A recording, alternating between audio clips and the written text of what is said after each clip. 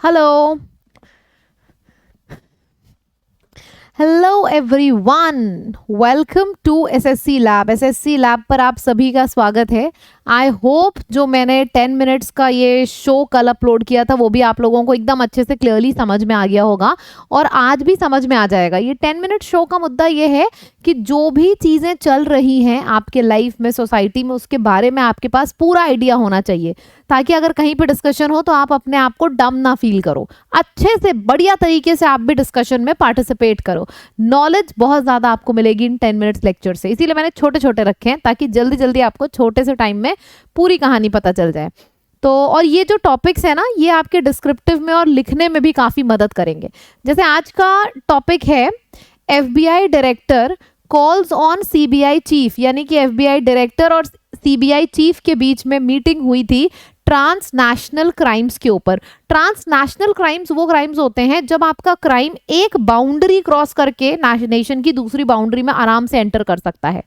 It can be anything, चाहे आपके वो ऑनलाइन एंटर करे, ह्यूमन ट्रैफिकिंग के थ्रू एंटर करे, माल्या साहब जो पैसा लेके भाग गए थे दूसरे देश में, मतलब आपने एक बाउंड्री में क्राइम किया और आप दूसरी बाउंड्री तक निकल गए। So this is transnational crimes. तो इस पे कैसे कंट्रोल किया जा सकता है, इससे रिलेटेड इंडिया और यूएसए के बीच में हुई है meeting.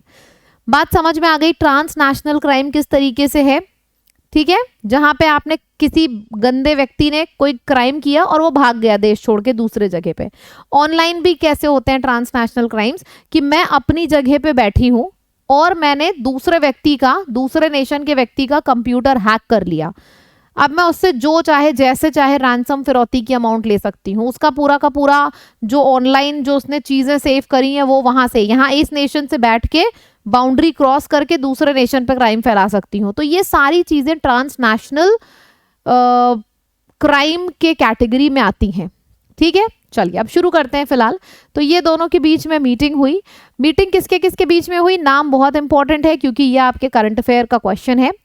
US delegation led by federal bureau of investigation, FBI के डायरेक्टर क्रिस्टोफर ए रे ऑन दिसंबर 11, यानी कि 11 दिसंबर को इनके और CBI central bureau of investigation के चीफ प्रवीण सूद, इन दोनों के बीच में मीटिंग हुई। कब हुई, 11 दिसंबर को हुई। एजेंडा क्या था, ट्रांसनेशनल क्राइम्स के ऊपर किस तरीके से हम विजय प्राप्त कर सकते हैं, मतलब किस तरीके से इनको होने से रोक सकते हैं, ये एजेंडा था मीटिंग का, ठीक है। चलिए अब एफबीआई और सीबीआई के बारे में थोड़ा सा समझते हैं। जो एफबीआई है वो इन्वेस्टिगेशन इंटेलिजेंस यूनिट है यूएसए की, और जो सीबीआई है वो investigation and police agency unit है कहाँ की, इंडिया की। ये दोनों तो चीज़ें क्लियर हैं। यहाँ प्रवीण सूद, यहाँ पे मिस्टर क्रिस्टोफर, तो ये दोनों चीज़ें क्लियर हैं जिनके बीच में मीटिंग हुई। ये इन्वेस्टिगेशन बॉस है यूएसए का, ये बॉस है इंडिया का, ऐसे समझ लो। इसमें हर किसी को एंट्री नहीं मिलती। यहाँ पे मैं थोड़ी सी मजे की आपको बात बताऊं, तभी आपको समझ में आएगा कि इन दोनों ऑर्गेनाइजेशन की वैल्यू क्या है। अच्छा, आप किसी भी एग्जाम को उठा के देख लो, बैंक उठा के देख लो, एसएससी उठा के देख लो, दुनिया का कोई भी एग्जाम उठा के देख लो, हर एग्जाम में प्रमोशन होते हैं। प्रमोशन के थ्रू इंसान अपने हाईएस्ट लेवल तक पहुंचता चला जाता है, चाहे वो पुलिस की जॉब हो, इनकम टैक्स की जॉब हो, कोई भी जॉब हो, इंसान अपने लेवल में प्रमोशन पाता जाता है और ऊपर के लेवल तक पहुंच जाता है, या फिर डायरेक्टली एग्जाम दे के पहुंच जाता है।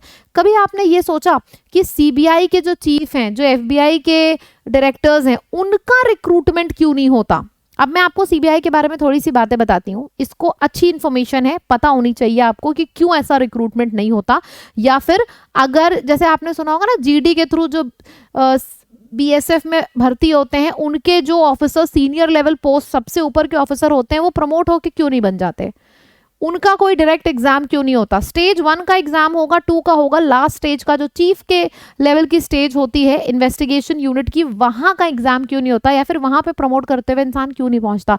रीजन पता है क्या है, होता क्या था कि जो चाइना, जो आसपास के देश है ना, स्पेशली पाकिस्तान, चाइना, वो अपने लोगों को प्रॉपर ट्रांसप्लांट करते थे, पूरा का पूरा लाइफ ट्रांसप्लांट करते थे। कैसे कि हम किसी एक बच्चे को मतलब यहाँ भेज दिया ताकि उसको इंडिया की सिटीजनशिप मिल जाए, उसका जन्म यहीं पे हुआ, उसका 10वीं 12वीं ग्रेजुएशन सब यहीं पे हुआ, उसने एग्जाम्स क्वालिफाई किए। अब एग्जाम क्वालिफाई करके अगर वही व्यक्ति इस यूनिट में आ जाएगा, लेकिन वो काम तो उनके लिए करेगा ना, क्योंकि वो तो उनका ट्रांसप्लांटेड व्यक्ति था।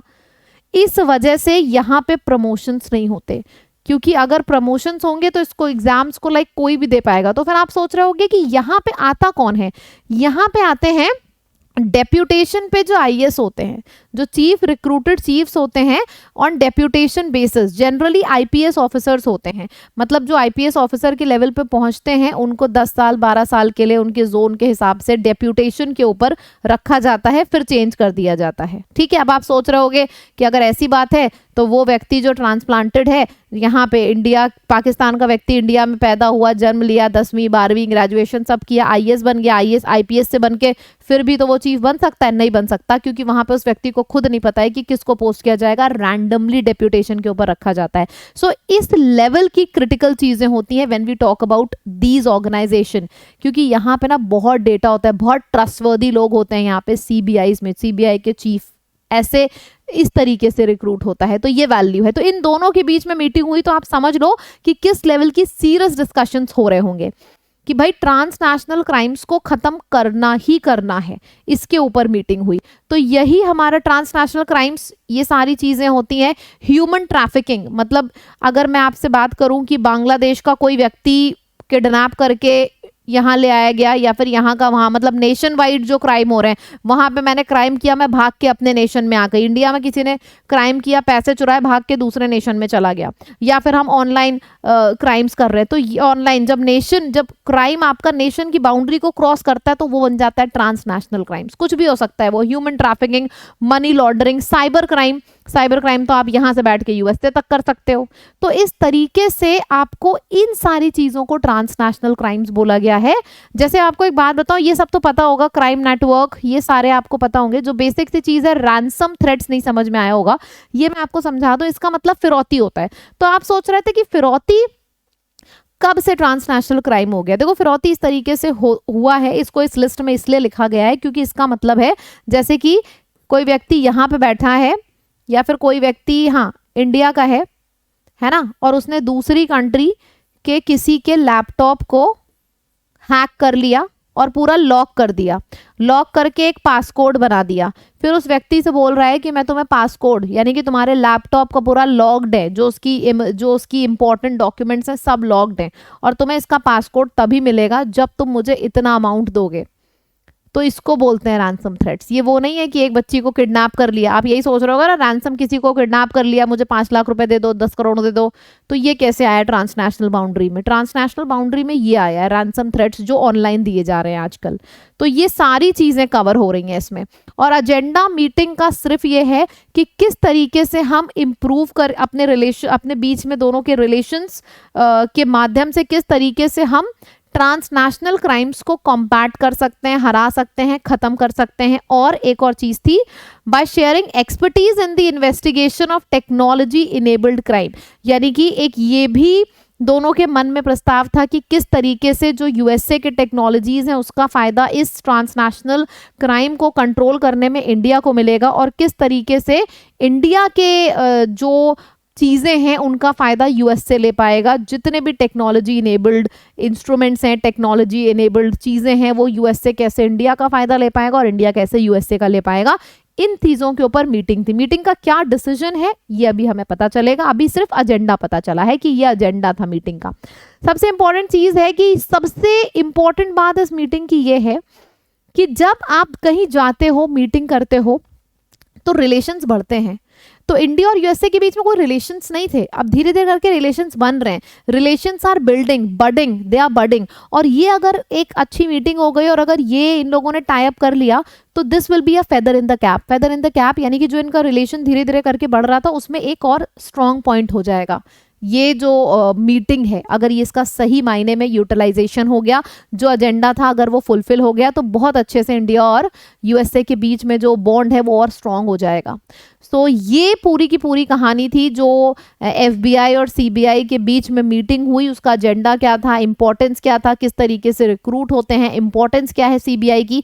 आई have tried to cover everything in 10 minutes, ताकि आप कहीं पे भी जाओ ना एकदम धड़ाके से डिबेट में, कंपटीशन में पार्ट लो। लिखने को कोई बोल दे तो लिखो, हर एक चीज आपको पता होनी चाहिए।